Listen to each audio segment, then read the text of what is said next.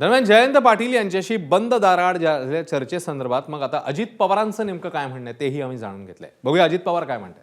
आता आर्टिफिशियल इंटेलिजन्सच्या संदर्भात ज्याला कृत्रिम बुद्धिमत्ता आपण म्हणतो त्याचबद्दल एक कमिटी होती. त्या कमिटीचे जयंत पाटील साहेब आहेत त्या कमिटीत, इतर पण आहेत.